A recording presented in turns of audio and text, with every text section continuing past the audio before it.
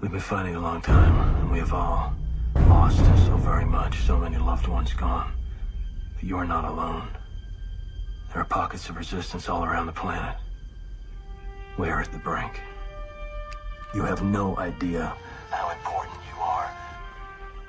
If you're listening to this, you are the resistance. Ave Maria Stella Dei Mater Alma Atque semper Virgo Felix te porta. Love and marriage go together like a horse and carriage. This I tell you, brother, you can't have one without the other. Welcome, everybody. Steve with Sense Fidelity. I'm coming at you with somebody. Well, if you don't know who this is, welcome to Planet Earth, one, or maybe it's your first time on the internet. Dr. Ray Guarendi of EWTN, pretty much the co-host of EWTN Bookmarks. I kid. The Doctor is In is his main show.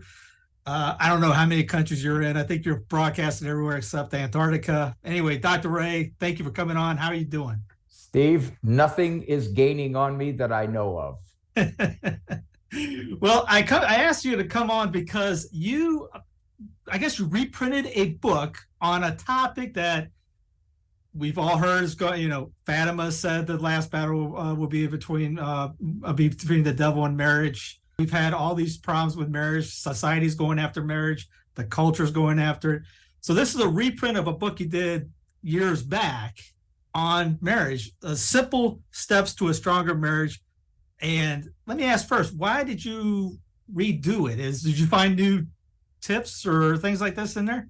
I'll be blunt, Steve, because 10 years ago, 12 years ago, as I look back on it, my writing style, I wouldn't use the word stink totally, but I was displeased with what I read. And I said, this needs to be cleaned up. This needs to be tightened up. This needs to be definitely more punchy. And that's why I did it. More punchy, how so? I mean, were you Barney the dinosaur in the first one? Somebody said once that when a person reads something, you want them to react with a smack on the forehead and say, oh, yeah, of course, I know that. And that's what I wanted to do, Steve. Oh, well, you did it then, because I had that smack then. Because, just the opening one about the Chicago song, it's hard for me to say I'm sorry. You talk about simple but hard. There's a phrase I use with parents regarding discipline. The easier it is, the more likely you are to do it. The more likely you are to do it, the better it works. The better it works, the more you do it. So with these marriage steps, it's got to be simple. Now, that doesn't mean it's easy, and here's why it's not easy. Because we naturally resist. About 80% of the book, Steve, if you've looked at it, and I know your wife wrote me a letter, and she said, look, send this book to Steve. I'm imploring you. I said, okay, I'll send it to him. She said, you're the before picture on the book. I said, well, look, I'll tell you what I'll do for Steve. I'll give him a scratch and sniff version. That's okay. So I sent the book, and I spent 80% of the book talking about why you resist doing these most simple steps. That's kind of the premise of the whole thing. You pick up these women's articles and they say 10 simple steps to a happier, healthier life. 5 easy. Well, but the problem with that is, Steve, they just assume that because they say it, you're going to do it. In fact, as a shrink, I know that we resist what is good for us. We do, because it's effort, it takes effort, or we're afraid how it'll be reacted to, or we're afraid we'll be taken advantage of, or we're afraid the other person won't do the same thing, et cetera, et cetera. So I had to knock down the resistances to these simple steps. And pretty much a good resistance is pride on that. I mean, how many has the humility to say, hey, baby, I'm sorry. I mean, even if it's something stupid like the wife may be pregnant, getting mad about something dumb, maybe blames you for the heat to the weather. And say, hey, I'm sorry. Or that you can get mad. There's something in the book, Steve, that I call the personal apology percentage. Yeah. Yeah. That is, how wrong do you have to be in your own mind now before you say, I'm sorry? Most people, it's 50% at least. I have to be at least half wrong in this interchange or in these circumstances to say, I'm sorry. A Christian should say, I'm sorry for their percentage. Let's say my wife and I are getting into it, and I'm keeping control of myself the first 22 minutes. Finally, I unleash. I curse, I yell. Only took about 12 seconds, but in my mind, 84% of the problem is hers, 16 is mine. Am I going to apologize for my 16? I mean, I'm wrong. That 16 was wrong. I can't justify it by saying, well, she did this, therefore I did that. That's not a justification. Now, the personal apology percentage says you want to get it as low as you possibly can.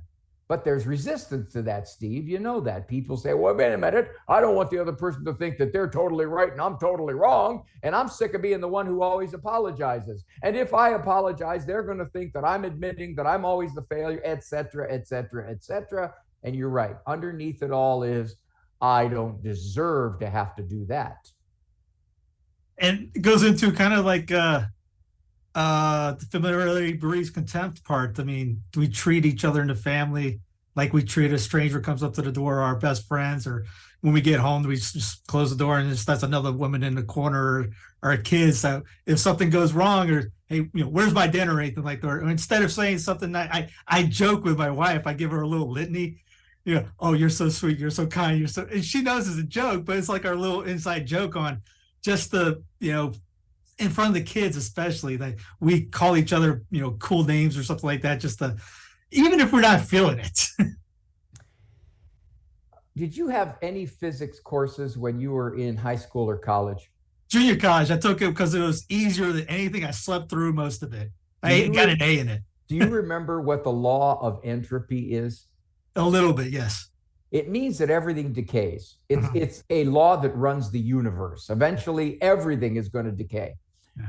In the book, I talk about, and I think you just touched upon it, the law of social entropy. In marriages, there may not be hostility, but we just get sloppy. We get lazy. It's social entropy. It decays. I don't compliment you like I used to the first year of our marriage. I don't say please and thank you with the manners of a 5-year-old. I don't.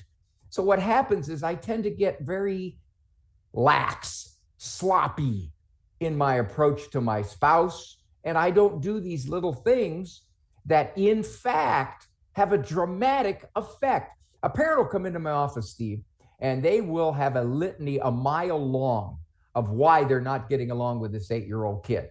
Yeah. He's defiant, he's unpleasant, he's argumentative, he's provocative, he's not affectionate, he doesn't listen. They go on and on and on and on.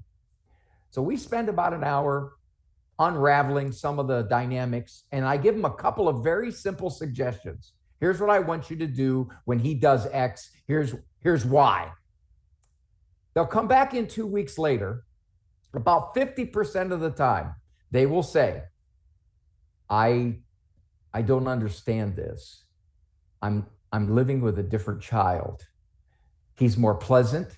He's more affectionate. He told me he loved me 3 times last week, and he hadn't told me he loved me in the last 4 months. And I call it the cascade effect. The simple little thing that they did, for example, regarding discipline, had a dramatic effect in the whole relationship.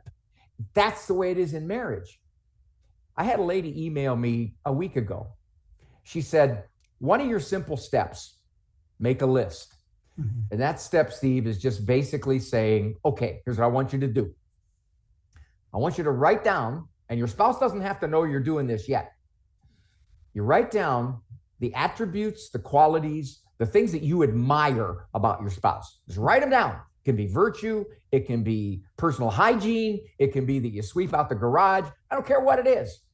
I want you to call to mind the things you haven't been thinking about.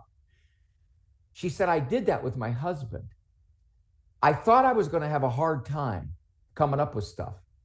She said, one thing led to another, led to another, led to another. And she said, we were in a bad state in our marriage. We were doing a lot of fighting, and we had ignored anything good about the other person. I went to him and I said, I have a list I want to share with you. And he said, I don't want to hear it. She goes, no, I want you to listen to this. He said, I'll listen to it some other time. She goes, no, we're going to sit down now, and I'm going to tell you what I like about you that I haven't told you for quite a while. And she said she could not believe the change. She said they talked for 3 hours. It was pleasant. She said it set in motion a whole bunch of other positive effects in their marriage that she never would have anticipated. I used to do that, Steve. I'd write down all the things I like about me, and then I'd hand it to my wife and say, hey, honey, just sign this, would you? Yes, indeed. Yeah, there you go. And you brought up one of the listening part, the silence of maybe the emotions take over. In an argument, you might bark back something that you're going to regret. You might feel good at the moment. Oh, I'm going to say I stood up for my position, but it never feels better later. I would say, this is me personally, but I think it's generalizable to people. Minimum 50% of what we say that we regret is in a moment of high emotion. If we can just let that moment pass, sometimes it only takes 10, 20 seconds.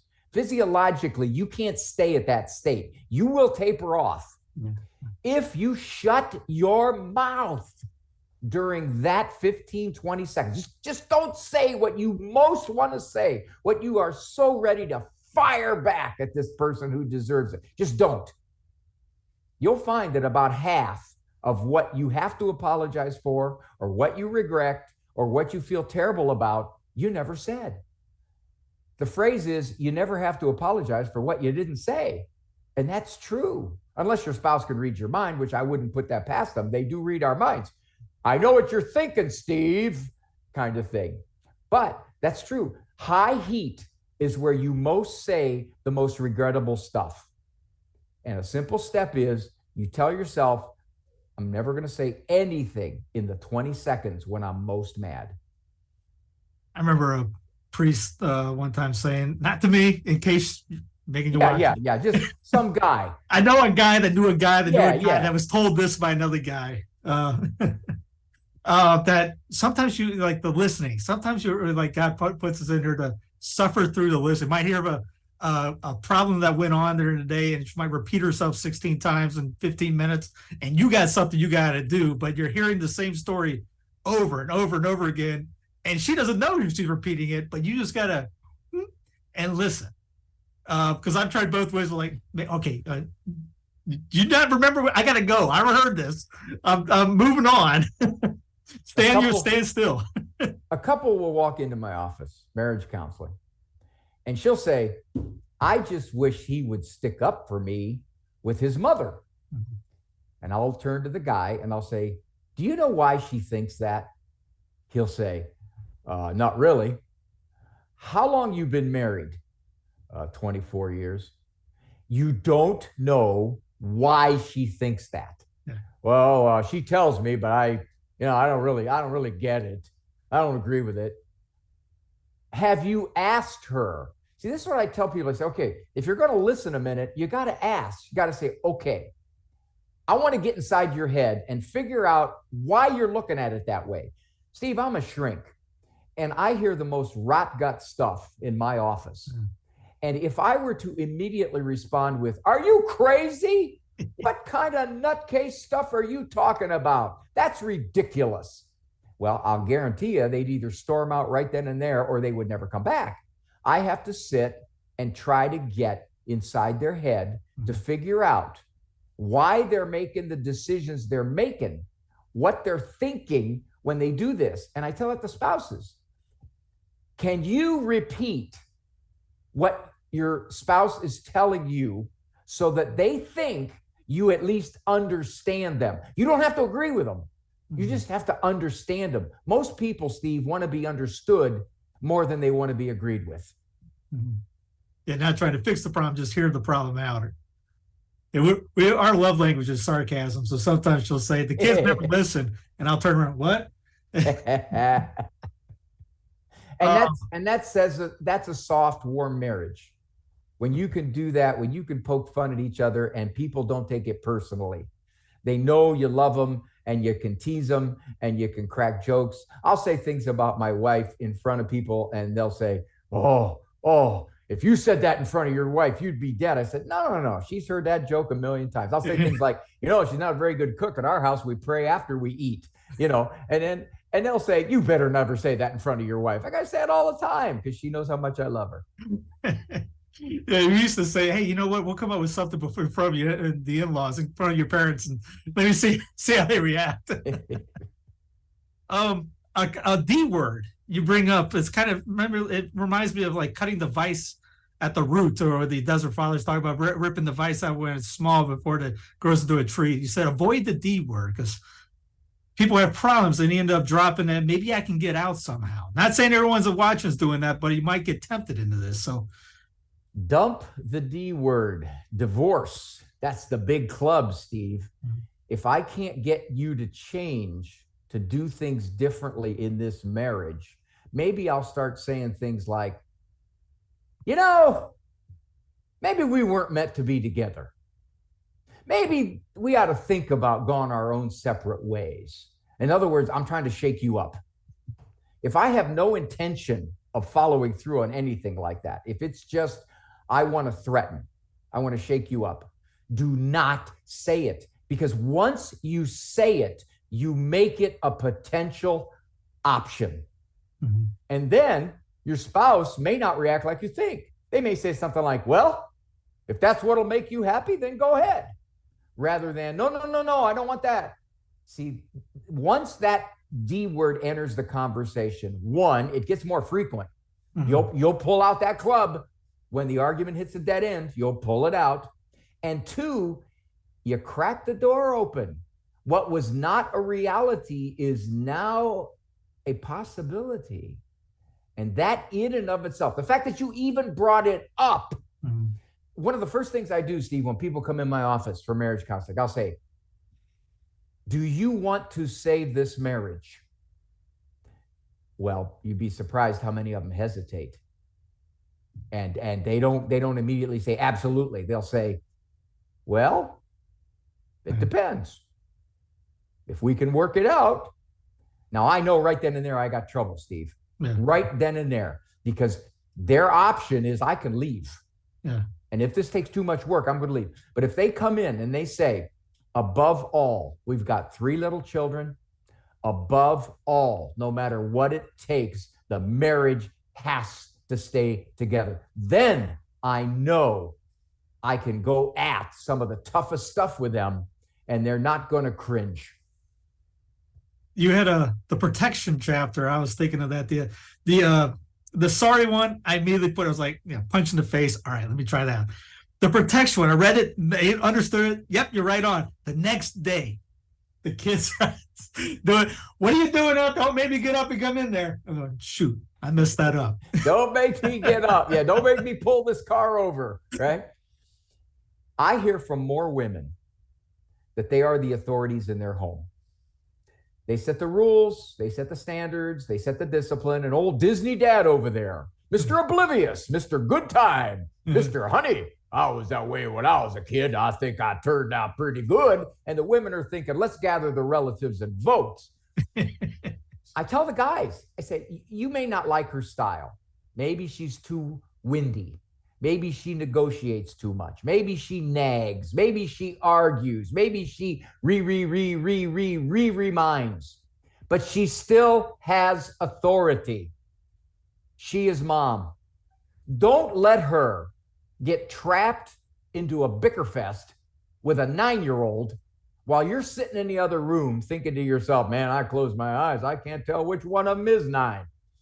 Get in there and protect that woman. I tell these guys, I say, you would never let another human being talk to your wife the way that 9-year-old is talking to your wife, or that 16-year-old is talking to your wife. So get in there and say, that's not just your mom, that's my wife. Now, here's what I'm going to do. Some guys will say, I'm going to ask her what she wants me to do about this. I'll say, no, no, no, no, no, no, no. Just you do it yourself. And I tell the guys, I say, gentlemen, you protect that woman a few times, and she will feel very, very affectionate toward you. I used to give my boys, hey, Steve, I used to give my boys $3 or $4. I'd go down and give your mother grief. I'll be right down. That worked pretty good till she found out I was only giving them $3 or $4. Then she got upset. Where's my coffee money? That's right. Dr. Ray, appreciate you coming on again. Again, the book, Simple Steps to Stronger Marriage. Short book, great book. It's funny. It's an easy read. There was a couple times I giggled and I was thinking, I wonder if I should send this to her. She's right over there. Oh, no, that's not a step you want to do. But no, solid book. Doctor, any final thoughts for people that are maybe like, hey, maybe this isn't for me. Maybe I think about this. What's something like a little sales pitch for them? Some parents will buy this to their engaged children. They'll say, it's a good way to start. Start it out like this. You won't slip into some of these bad habits. You can get the book at EWTN. You can get it at Sophia Press. You can get it on my website, drray.com. The ones on my website are signed. Not by me, but, they're signed. Are they forged signatures? Can we get them on eBay? They cost. Yeah. It defaces the book. It actually costs less when I write in it. Dr. Ray, appreciate you coming on again. Thanks a lot. As always, Steve. Thank you.